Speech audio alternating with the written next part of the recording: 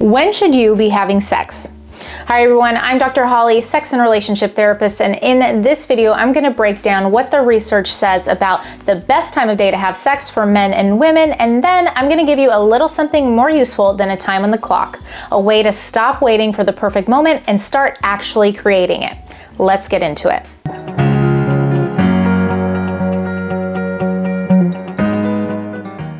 Let's start with the biology. Testosterone, the hormone most directly tied to sexual desire, follows a predictable daily pattern in people with testes. Research going all the way back to 1966 first documented this, and it's been confirmed so many times since then that the Endocrine Society now officially recommends that men get their testosterone levels tested in the morning.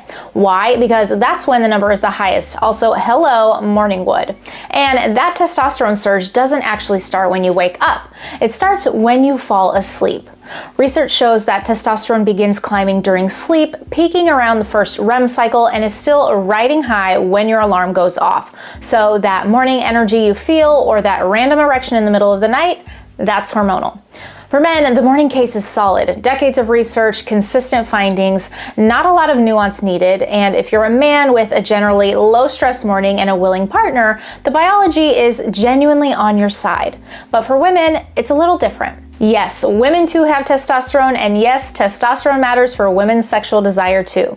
The research on that is clear, but women produce roughly 10 to 20 times less testosterone than men, and the daily pattern is a bit messier. Some studies do find that there is a general lean in women's testosterone in the morning, but the research also shows that in women, individual hormone levels throughout the day can fluctuate wildly, sometimes swinging by up to 90% above baseline at random points, which makes the idea of a clean, predictable morning peak much harder to pin down. And then there's the menstrual cycle. Women's hormones are organized around a monthly rhythm, not just a daily one. Research confirms that female reproductive hormones have endogenous circadian variation, but it's significantly shaped by where a woman is in her cycle.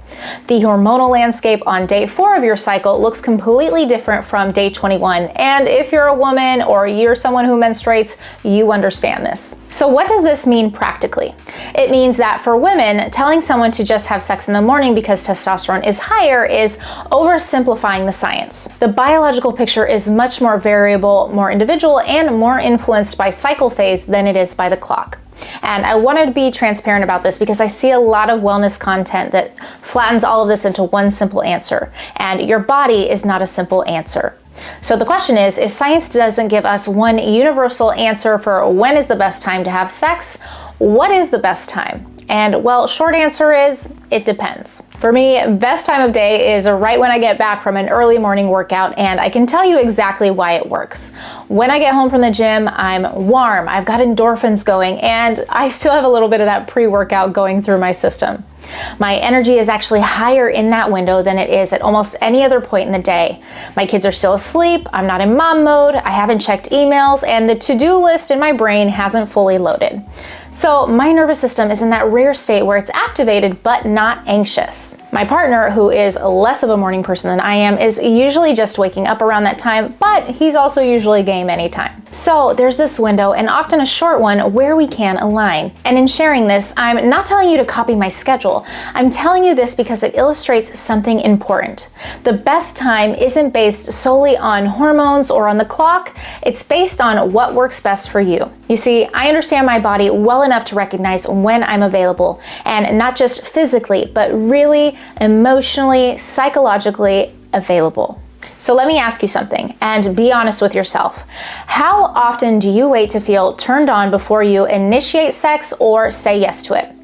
A lot of people do this, and if you're in a long-term relationship, especially one with kids, work stress, or just the accumulated weight of adulting, you might be waiting for a feeling that increasingly doesn't show up on its own. Here's why. There are actually 2 different types of sexual desire, and people usually only know about one. The first is called spontaneous desire. This is the one that you see in movies where you're just going about your day and suddenly you have this spontaneous feeling of horniness and you want sex. This type of desire is generally more common earlier in life, earlier in relationships, and in men. The second is called responsive desire, and this is what researcher Rosemary Basson documented when she proposed a completely different model of female sexual response back in 2000. Responsive desire means that your arousal doesn't come before sexual activity, it comes during it. You don't feel turned on and then start, you start and then you start to feel turned on. And this isn't a low libido problem, this is how a significant portion of people, especially women, but not exclusively, actually work. And the research backs this up. Dr. Emily Nagoski's work on the dual control model explains it even further.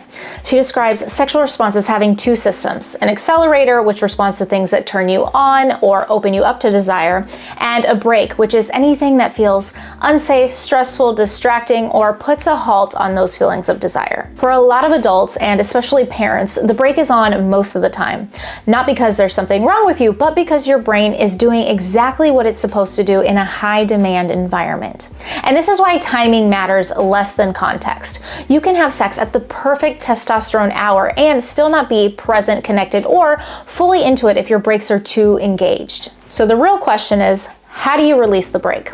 This is the part you might want to write down because this is where the science becomes something that you can really use. Number one, stop waiting for both of you to feel equally ready at the same moment. This is what I like to call the perfect moment fallacy, and it quietly destroys so many sex lives. In a long-term relationship, waiting for both partners to feel spontaneously, simultaneously in the mood is like waiting for it to be exactly 72 degrees outside before you leave your house. Yes, it happens sometimes, but you can't build a life around it. Number two, help with the mental load. Research on women's desire consistently shows that mental and emotional load is one of the biggest inhibitors or brakes to female arousal. When one partner is mentally running the household while the other is trying to initiate sex, the brake is fully engaged. Shared labor like the dishes, the bedtime routine, the mental load of planning is foreplay, and research has shown for decades that emotional safety and feeling seen are foundational to sexual connection. Number three, build a transition ritual. The abrupt pivot from parent mode or work mode into sexual presence is very hard for the nervous system.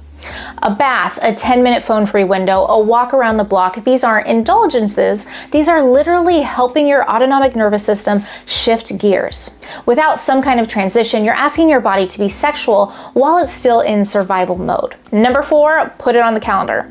I know how that sounds, but research has found that couples who intentionally plan for intimacy report higher satisfaction and more consistent connection than those who rely purely on spontaneity. And notice I said plan intimacy, not sex. So rather than planning for sex at 7 p.m. on a Friday, focus on creating the environment, closeness, intimacy, where sexual desire might arise. Scheduling connection time removes the friction of inertia that gives both partners a chance to mentally and emotionally prepare. And focusing on connection allows the two of you to increase your emotional connection, which can lead to sex, without the pressure to engage in sex in the first place. Number five, lower the bar for what counts. Not every sexual encounter needs to be a cinematic experience. The good enough sex model is one of those frameworks in sex therapy that really helps to explain this. The core idea is that couples who have satisfying long-term sex lives are not the ones who have perfect sex every time. They're the ones who show up consistently, adjust their expectations, and choose connection over performance. So yeah, maybe you thought you were going to have great sex on your anniversary, but the babysitter called, your kids are sick, and plans change. A 10-minute quickie on the following Tuesday morning absolutely counts. So here's a question I'd love for you to answer in the comments.